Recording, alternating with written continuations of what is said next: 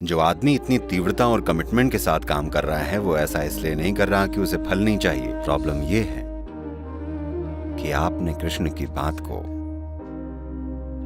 राजा के सेवक के शब्दों में सुना है। आप जीवन में चाहे जो भी करना चाहें, आपके लक्ष्य होते हैं, चाहे आर्ट हो, म्यूजिक हो, आध्यात्म हो, राजनीति हो, बिजनेस हो। आपको लगता है आप कुछ भी महत्वपूर्ण कर पाएंगे। वो बस यही तो कह रहे हैं।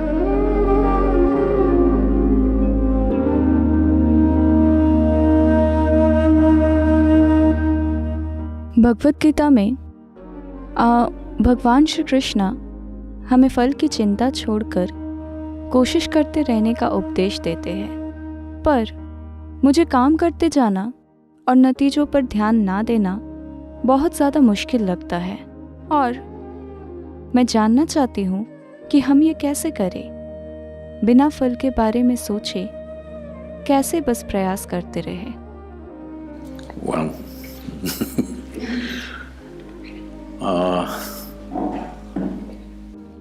मैंने किसी भी शास्त्र को ठीक से नहीं पढ़ा है। ये दुर्भाग्यपूर्ण है, पर मुझे कहना पड़ेगा, मैंने गीता भी नहीं पढ़ी है। पर हम जानते हैं कि कृष्ण के जीवन में ऐसा लोग सोचते हैं कि कृष्ण यानी मक्खन, लड़कियां और बांसुरी। पर आपको यह समझना चाहिए, ये सारी चीजें तब हुई जब वो 16 साल के थे। तो 16 के बाद उन्होंने एक बहुत ही कमिटमेंट भरा जीवन जिया।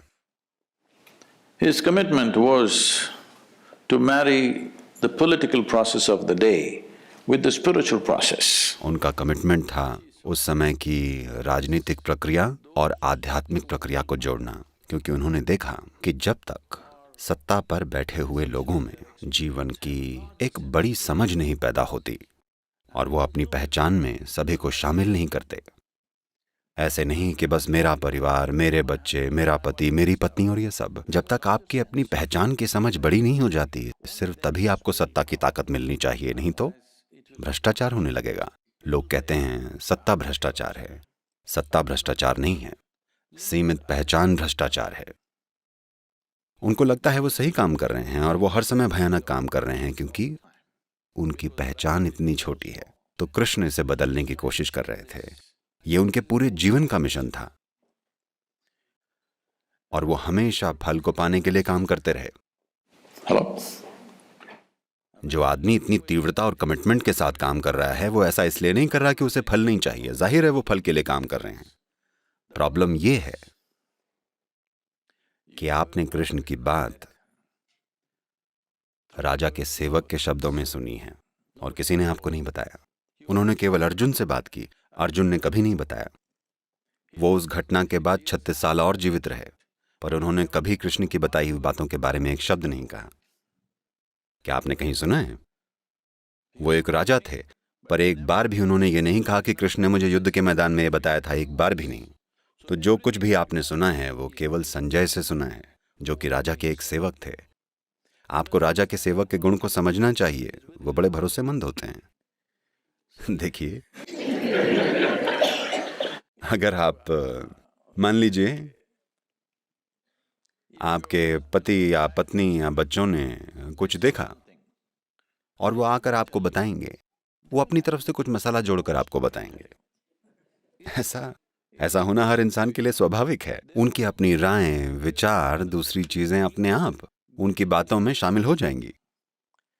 पर राजा का सेवक ट्रेंड होता है कि वो कभी अपनी राय ना जोड़े, वरना उसका सिर कलम होगा।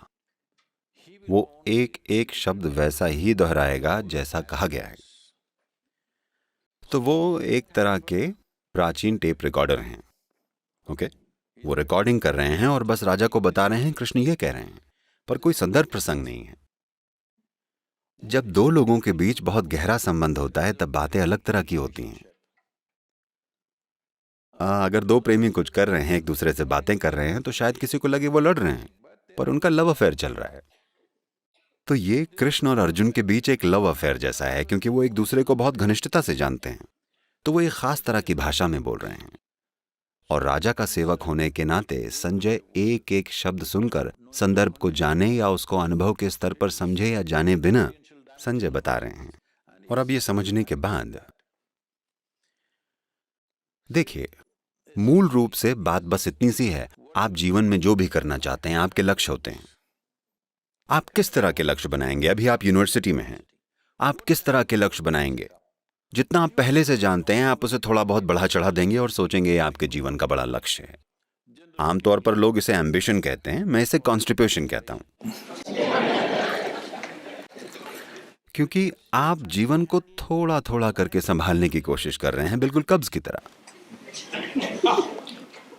अगर आपका एक लक्ष्य है तो आपका लक्ष्य कोई बिल्कुल नई चीज नहीं हो सकता। आप जो पहले से जानते हैं आपका लक्ष्य बस उसका एक बड़ा रूप होगा, है या नहीं? क्या आप कोई ऐसा लक्ष्य सोच सकते हैं जिसके बारे में आप कुछ नहीं जानते? ये कैसे संभव होगा? तो वो क्या कह रहे हैं समझिएगा कि आपने एक दिशा चुन ली है, लेकिन You have to be dedicated to the process. Otherwise, goal will just be hallucination. आपको प्रोसेस को लेकर समर्पित होना पड़ेगा, वरना लक्ष्य केवल एक भ्रम रह जाएगा। अगर आप एक काम कीजिए, ऐसा कीजिए, बस ये वाली सांस मत लीजिए, अगली वाली लीजिए। मैं देखूं तो? मैं नहीं कर सकती। बस यही तो वो कह रहे हैं। वो कह रहे हैं ये कदम ठीक से उठाए बिना आप लक्ष्य के बारे में भ्रमित होने लगते हैं। ऐसे कैसे चलेगा? योग में हम इसे बहुत सरलता से कहते हैं। हम कहते हैं अगर आपकी एक आंख लक्ष्य पर हो तो रास्ता ढूंढने के लिए बस एक ही आंख बचेगी। ऐसा करना बेकार है, बस। तो वो ये कह रहे हैं कि लड़ाई में अगर आप सक्षम नहीं हैं तो ऐसा नहीं है कि आपका इंक्रीमेंट या प्रमोशन नहीं हो पाएगा, आप बस मार दिए जाएंगे। Hello? लड़ाई के बीच में अगर आप निकम्मे हैं तो आपको लगता है आप बस अपने मार्क्स वगैरह खो देंगी? क्या आप बस अपने ग्रेड्स वगैरह खो देंगी? नहीं, आप उसी शाम गाड़ दिए जाएंगे। तो कृष्ण उन्हें बता रहे हैं, क्योंकि अर्जुन बोल रहे हैं मैं इन सभी लोगों को मार कर कैसे राजा बन जाऊं। वो कहते हैं आप अभी राजा बने नहीं हैं, आपको पहले इस आदमी को ठीक से तीर मारना होगा, वरना आप राजा नहीं, आज शाम आपको गाड़ दिया जाएगा। कृष्ण बस उन्हें यही बताने की कोशिश कर रहे हैं। क्या ये गलत है? तो पता है, हर साल नवंबर के महीने में हमारे यहाँ एक बिजनेस इवेंट होता है। तो पिछले साल भी 200 CEO आए थे, इस नवंबर में भी ये होगा। और वो आते हैं, देखते हैं कि कैसे ईशा फाउंडेशन बिना किसी अड़चन के चलता है। तरह तरह की गतिविधियां होती हैं, सारे के सारे वॉलंटियर्स हैं। आपको पता है वॉलंटियर कौन होता है? वो जिसे काम की ट्रेनिंग नहीं दी गई होती है। वो बेहद डेडिकेटेड हैं, पर उन्हें उस काम की ट्रेनिंग नहीं दी गई है। और आप उन्हें नौकरी से नहीं निकाल सकते क्योंकि वो वॉलंटियर्स हैं। अगर आपने उन्हें नौकरी दी होती आप उन्हें निकाल सकते, वो वॉलंटियर्स हैं, कैसे निकालें? नहीं निकाल सकते। तो उन्होंने ये देखा और बोले सद्गुरु, हम IIT और IIM से सबसे बढ़िया लोग चुनकर लेके आते हैं, लेकिन आप सिर्फ वॉलंटियर्स के साथ काम कर रहे हैं और आपका ऑर्गेनाइजेशन हमारी कंपनियों से बेहतर काम कर रहा है, ये कैसे हो रहा है? मैंने कहा देखिए, आप सब लक्ष्य को लेकर डेडिकेटेड हैं। यहां मैंने लगातार लोगों में ये भाव जगाया है कि आप पूरी तरह प्रोसेस को लेकर समर्पित हों। अभी आप जो कर रहे हैं उसे अच्छे से कीजिए।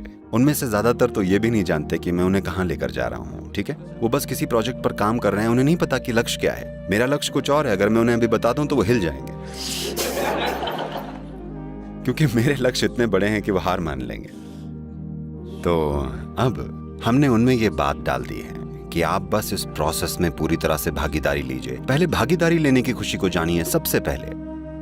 बिना पूरी भक्ति के भाव को लिए आप जो भी कर रहे हैं, आप अपने जीवन में कुछ भी महत्वपूर्ण नहीं कर पाएंगे। चाहे आर्ट हो, म्यूजिक हो, आध्यात्म हो, राजनीति हो, बिजनेस हो, कुछ भी ले लीजिए। बिना उस प्रोसेस के प्रति समर्पित हुए आप जो भी काम कर रहे हैं, आपको लगता है आप कुछ भी महत्वपूर्ण कर सकते हैं? कृष्ण बस यही तो कह रहे हैं।